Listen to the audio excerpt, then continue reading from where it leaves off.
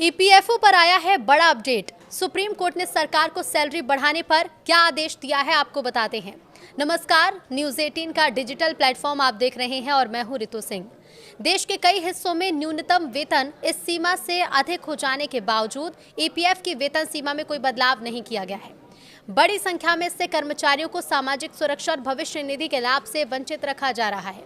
उच्चतम न्यायालय ने सोमवार को केंद्र सरकार को कर्मचारी भविष्य निधि यानी कि ईपीएफ योजना में वेतन सीमा के संशोधन पर 4 महीने के अंदर कोई भी निर्णय लेने का निर्देश दिया है।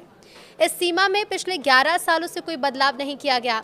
न्यायमूर्ति जेके माहेश्वरी और न्यायमूर्ति एएस चंदोरकर की पीठ ने यह आदेश सामाजिक कार्यकर्ता नवीन प्रकाश नौटियाल की याचिका पर सुनाया। याचिका के मुताबिक कर्मचारियों के लिए सामाजिक सुरक्षा योजनाएं संचालित करने वाला कर्मचारी भविष्य निधि संगठन इस योजना में 15,000 रुपए से ज्यादा की मासिक आय वाले कर्मचारियों को शामिल नहीं करता। याचिकाकर्ता के वकील प्रणव सचदेवा और नेहा राठी ने अपनी दलील में कहा है कि देश के कई हिस्सों में न्यूनतम वेतन इस सीमा से अधिक हो जाने के बावजूद ईपीएफ की वेतन सीमा में कोई बदलाव नहीं किया गया। इससे बड़ी संख्या में कर्मचारियों को सामाजिक सुरक्षा और भविष्य निधि के लाभ से वंचित रखा जा रहा है। शीर्ष अदालत ने याचिका का निपटान करते हुए याचिकाकर्ता को निर्देश दिए हैं कि वो 2 सप्ताह के भीतर आदेश की प्रति के साथ केंद्र सरकार के सामने प्रतिवेदन रखे। सरकार 4 महीने के भीतर इस बारे में कोई निर्णय ले। याचिका में यह तर्क दिया गया है कि पिछले 70 सालों में वेतन सीमा का पुनरीक्षण बहुत मनमाने ढंग से हुआ। कभी कभी तो यह 13-14 साल के अंतराल के बाद हुआ। इस दौरान मुद्रास्फीति, न्यूनतम वेतन या फिर प्रति व्यक्ति आय जैसे आर्थिक संकेतक से कोई संबंध नहीं रखा गया।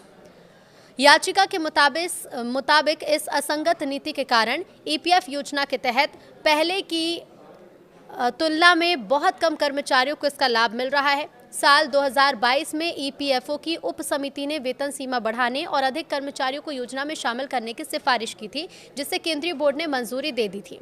केंद्र सरकार ने अब तक इस पर निर्णय नहीं लिया। याचिका के मुताबिक पिछले 70 सालों में ईपीएफ योजना की वेतन सीमा में हुए संशोधन के विश्लेषण से पता चलता है कि शुरुआती 30 सालों में ये एक समावेशी ढांचे के रूप में थी, लेकिन पिछले 3 दशकों में स्पष्ट रूप से अधिक कर्मचारियों को बाहर रखने का एक जरिया बनती जा रही है।